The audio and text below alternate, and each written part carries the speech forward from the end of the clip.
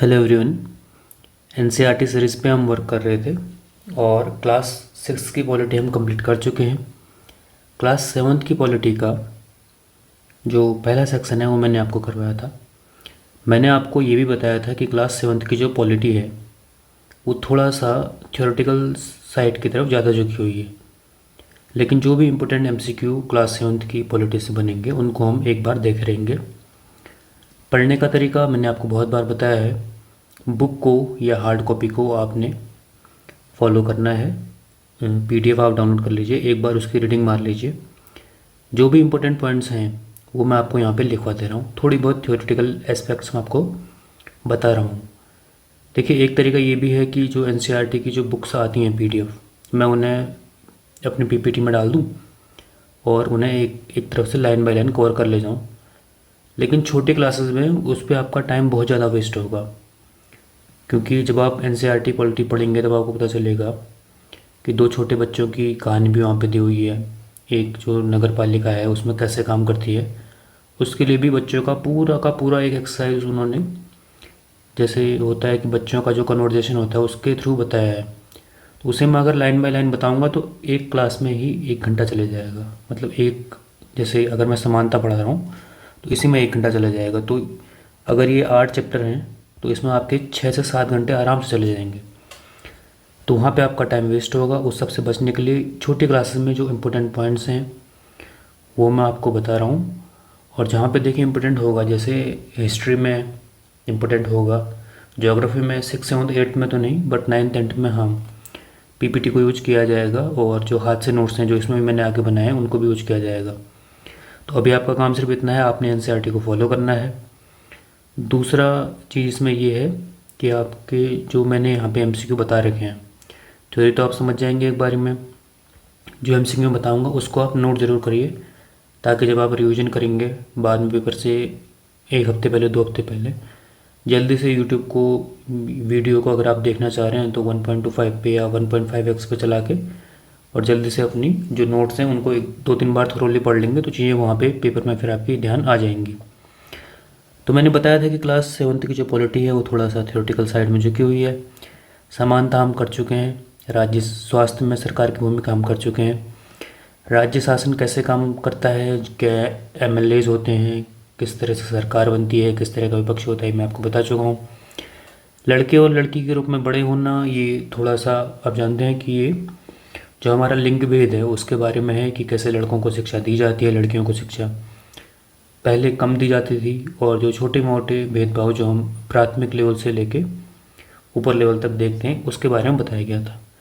अब आज हम ये बाकी के 4 चैप्टर्स करेंगे और जल्दी ख़त्म हो जाएंगे क्योंकि काफ़ी ज़्यादा इसमें थ्योरी है।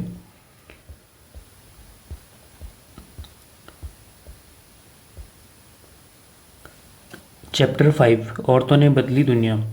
देखिए, इसमें इसके बारे में ये बताया गया है कि जो हमारा जो जैसे जैसे हमने शुरुआत करी थी तो पहले के समय में महिलाओं को ज़्यादा पढ़ने लिखने के लिए फोर्स नहीं किया जाता, मतलब उनको रोका जाता था एक तरह से, और केवल घर के कामों में ही महिलाओं को रखा जाता था। तो उस समय की थोड़ी बहुत स्टोरी बताई गई है कि रोका जाता था और उनको सिर्फ घर का काम करवाया जाता था। दोहरा बोझ, एक घर का बोझ और एक जो भारी बोझ है वो महिलाओं पर पड़ता है। 2 महिलाओं का यहाँ पर जिक्र किया गया है, दोनों बहुत इंपॉर्टेंट हैं, इनको आप देख लीजिए, यहाँ से एमसीक्यू के बनने के बहुत ज़्यादा चांसेस हैं। पहली महिला है उसमें राज सुंदरी देवी। राज सुंदरी देवी एक पश्चिम बंगाल की महिला है जो एक सामान्य सामान्य परिवार में नहीं, सामान्य से थोड़ा ऊंचे दर्जे के परिवार में पैदा हुई थी। और इन्होंने उस समय जब महिलाओं को शिक्षित नहीं होने दिया जाता था उस समय इन्होंने शिक्षा ग्रहण की और अपनी जो आत्मकथा लिखी थी। तो इम्पोर्टेंट पॉइंट यही है कि ये जो महिला हैं वो पश्चिम बंगाल की महिला हैं। इनकी जो जीवनी का नाम है वो है आमार जीवन। आप समझते हैं कि ये बंगाली भाषा है, आमार जीवन। तो ये राज सुंदरी देवी की आत्मकथा है और ये किस भाषा में लिखी हुई है? बांग्ला भाषा में लिखी हुई है। देखिए, ये एक सजेशन है कि जब भी आप कोई भी बुक करें और ख़ासकर वो स्टैटिक जीके की हो, क्योंकि नई बुक्स में तो आप नाम से गैस कर सकते हैं, बट स्टैटिक जीके की जब भी आप बुक पढ़ें तो आप कोशिश करें कि वो किस भाषा में लिखी गई है, इस चीज़ को एक बार देख के जाएं। क्योंकि मैंने पिछले क्लास 6 में बताया था कि द डिस्कवरी ऑफ इंडिया, जिसको आप कभी भी अगर आप हिंदी में पढ़ लें तो उसको आप ऐसे भारत की खोज जवाहरलाल नेहरू इस तरह से ही पढ़ेंगे, लेकिन वो जो है वो इंग्लिश भाषा में लिखी हुई है। ऐसे ही एक क्वेश्चन ऑलरेडी एसएससी में आ चुका है कि जो हिंद स्वराज है वो किस भाषा में लिखी गई थी, जो महात्मा गांधी जी द्वारा लिखी गई है। तो ये जो अमर जीवन है ये बांग्ला भाषा में लिखी गई एक इनकी आत्मकथा है, और ये किसी भी भारतीय महिला द्वारा लिखी गई पहली आत्मकथा है, तो ये भी एक इम्पोर्टेंट पॉइंट बन जाता है। दूसरा ये एक स्टोरी के बारे में है, वैसे इससे एमसीक्यू बनने का चांस नहीं है, लेकिन जब आप एनसीईआरटी पढ़ेंगे तो पता चलेगा कि एक संत हैं, उनका जीवन है चैतन्य भागवत, उनसे प्रेरणा लेकर इन्होंने अपनी जो पढ़ाई की शुरुआत है वो की थी। तो राज सुंदरी देवी आपकी क्लियर हो गई। फिर एक महिला और हैं जिनका नाम है रुकैया सखावत हुसैन। ये भी एक महिला हैं जिनकी जीवनी आपको बताई गई है वहाँ पर। और लेडी लैंड, लेडी लैंड इनका एक जो इमेजनरी काल्पनिक एक तरह की दुनिया है। लैंड मतलब आप समझते हैं कि धरती या दुनिया। तो ये भी एक धनी परिवार में पैदा हुई थी, इनके पास ज़मीन थी, इन्हें उर्दू पढ़ना आता था, लेकिन उन्हें जो बांग्ला और अंग्रेजी ये भाषा सीखने से रोका गया। उसके बाद इन्होंने अंग्रेजी सीखी और 1905 में जब वे केवल 25 वर्ष की थी तब उन्होंने अंग्रेजी भाषा के कौशल का अभ्यास करने के लिए एक उल्लेखनीय कहानी लिखी थी जिसका नाम था सुल्ताना का स्वप्न। अब देखिए जब आप हिंदी में पढ़ रहे हैं ना तो इस बुक का नाम आप पढ़ेंगे सुल्ताना का स्वप्न, लेकिन ये लिखी गई थी ऐसे, इसको आप यहाँ पे देख सकते हैं सुल्तानाज ड्रीम। तो इस चीज़ को भी आप थोड़ा तैयार करके जाइए कि जो बुक का जो नाम है वो हिंदी में भी इंग्लिश में भी आ सकता है लिखा हुआ, और ये देवनागरी लिपि में लिखा हुआ आ जाएगा कि इस तरह से लिखा हुआ आ सकता है कि सुल्तानाज ड्रीम, जैसे मैंने आपको बताया था देवनागरी लिपि में सुल्तानाज ड्रीम को बिल्कुल इस तरह से लिखा हुआ आ सकता है। ये आप एक बार देख लीजिए सुल्तानाज ड्रीम। तो ये इस तरह से भी एक बार अपने माइंड में देख लीजिए। बाकी सुल्ताना का ख्वाब या सुल्ताना का स्वप्न ये हिंदी में तो अनुवाद लिखा ही हुआ है, ठीक है। तो ये इनकी बुक का नाम है रुकैया हुसैन। 1905 में इन्होंने लिखी थी, 25 वर्ष में, थोड़ा सा वो मिस्टेक हो गया था लिखने में। उसके बाद अंग्रेजी भाषा में लिखी हुई ये पुस्तक है, इसको आपने देख लेना है किस भाषा में लिखी है, अंग्रेजी भाषा में। उसके बाद लेडी लैंड, लेडी लैंड क्या है मैंने आपको बताया, उनकी एक काल्पनिक दुनिया थी जिसमें जो महिलाएं हैं वो प्लेन चला रही हैं, या जो उनका जो बौद्धिक विकास है वो इतना ज़्यादा हो चुका है कि वो पुरुषों से मुकाबला कर रही हैं। दूसरा एक छोटा सा इसमें पॉइंट लिख रखा है, वैसे तो ये क्वेश्चन आने के चांस बहुत कम है, लेकिन आप देख लीजिए कि 1910 में इन्होंने कलकत्ता में लड़कियों के लिए स्कूल खोला था जो अभी भी चल रहा है। तो आपने दो महिलाओं के बारे में पढ़ा, एक है रुकैया सखावत हुसैन और जो दूसरी हैं वो हैं राज सुंदरी देवी। अब जो दो इम्पोर्टेंट एमसीक्यू यहाँ पे और लिखे हुए हैं उसमें है घर के अंदर शारीरिक और मानसिक हिंसा के खिलाफ कानून कब आया था, 2006 में। और अंतर्राष्ट्रीय महिला दिवस 8 मार्च को, ये तो आप स्टैटिक जीके में पढ़ते ही हैं हमेशा। इसके बाद जो नेक्स्ट चैप्टर है वो है संचार माध्यम।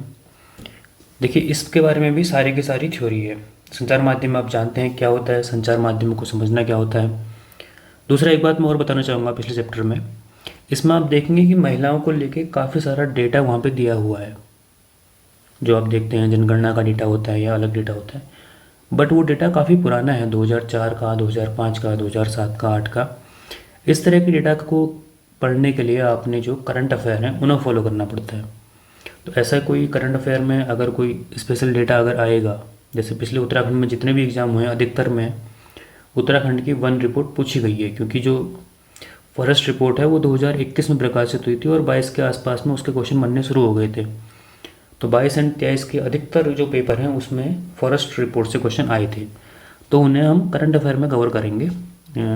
एनसीईआरटी के उस डेटा पे आपको रिलाई होने की ज़रूरत नहीं है जो 2004 का या 2005 का है, या अगर 16-17 का भी है तो। दूसरा देखिए संचार माध्यम आप समझ पा रहे होंगे कि पूरी की पूरी इसमें थ्योरी है।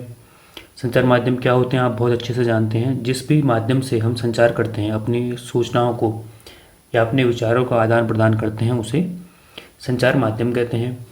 मीडिया अंग्रेजी शब्द मीडियम का बहुवचन है। मीडियम मतलब माध्यम होता है, ये आप समझते हैं, और माध्यम के बाद जो बना वो है मीडिया। ऐसे ही मास मीडिया, मास मीडिया एक टर्म है, इसका मतलब ये है कि एक सूचना के स्रोत द्वारा बहुत सारे लोगों को जब सूचनाएं पहुंचा दी जाती हैं, जैसे अखबार या टीवी या रेडियो, तो इसे हम कहते हैं मास मीडिया। प्रॉपर थ्योरी है, एमसीक्यू बनने के चांस इनसे बहुत कम है। फिर उसके बाद देखिए संचार माध्यम और तकनीक है। जो एनसीईआरटी में आपको बताया गया है वो पुरानी तकनीक के बारे में बताया गया है कि किस तरह से टीवी काम करती थी।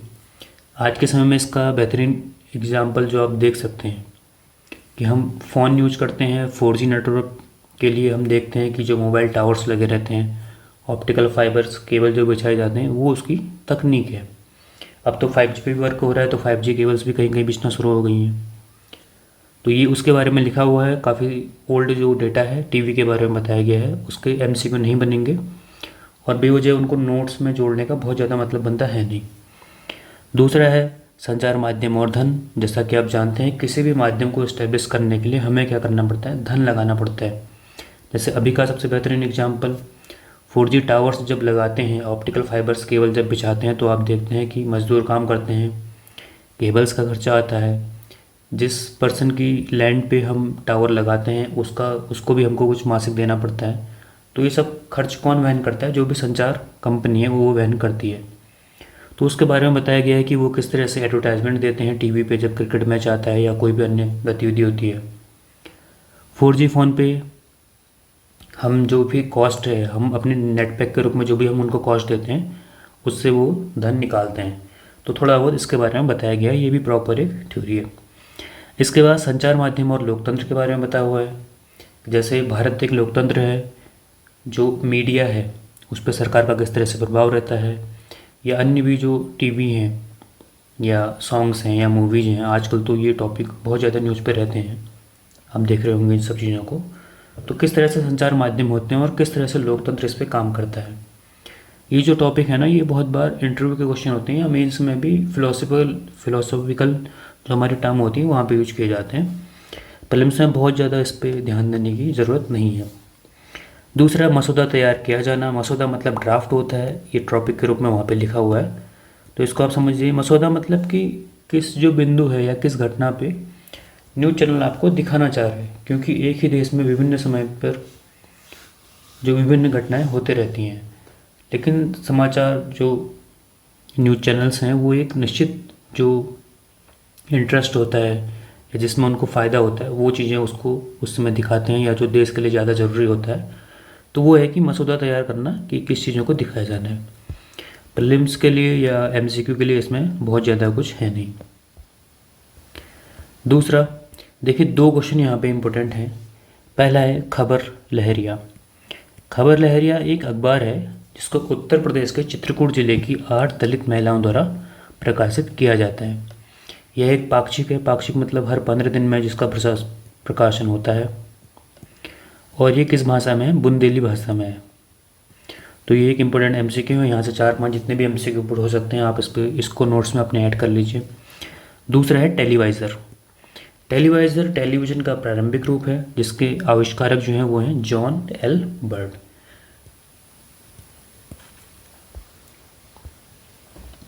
इसके बाद हमारे आसपास के बाज़ारों के बारे में ये भी प्रॉपर थ्योरी है। देखिए, साप्ताहिक बाज़ार जो सप्ताह में एक दिन लगते हैं, लोकल दुकानें और मॉल, ये सब आप जानते हैं। इसके बारे में एमसीक्यू बनना बहुत टफ है और बहुत ज़्यादा थ्योरी लिखा के इसमें फ़ायदा है नहीं। दूसरा थोक बाज़ार क्या होता है, जहाँ पे व्यापारी लोग अपना सामान खरीदते हैं। जैसे हम जो दुकानों से सामान खरीदते हैं, तो दुकानदार भी तो कहीं से सामान खरीदते हैं, तो उसे थोक बाज़ार कहा जाता है। फुटकर विक्रेता, हम जिन सामानों से दुकान लेते हैं, या फिर जिसको बोले प्रत्यक्ष, जो एक इंडिविजुअल एक आदमी जहाँ से सामान लेता है वो एक फुटकर विक्रेता से ही सामान लेता है, और जो व्यापारी होता है वो कहाँ से सामान लेता है, वो थोक बाज़ार से सामान लेता है। बहुत बेसिक सा ही कंसेप्ट है, बट एक बार हमने बता दिया है यहाँ पे। दूसरा बाज़ार में कमी, ये एक तरह से चैप्टर का नाम है छोटे बच्चों को समझाने के लिए। इसमें बताया गया है कि जब एक कमीज या फिर कोई प्रोडक्ट मार्केट में आता है तो उसके पीछे क्या क्या चीज़ें होती हैं। प्रारंभ में उसकी जो मैन्युफैक्चरिंग होती है वो कैसे होती है, जो मैन्युफैक्चरिंग के लिए जो रॉ मटेरियल होता है, जो मेन उसका सामान होता है। जैसे कमीज के लिए जो मेन होता है वो होता है कपास। कपास की क्या होती है, खेती होती है। इसके बाद इससे रुई बनती है, ये अगला स्टेप। उसके बाद इससे सूत बनता है और सूत से हम क्या बनाते हैं, कपड़ा बनाते हैं, और कपड़े से कमीज बनती है।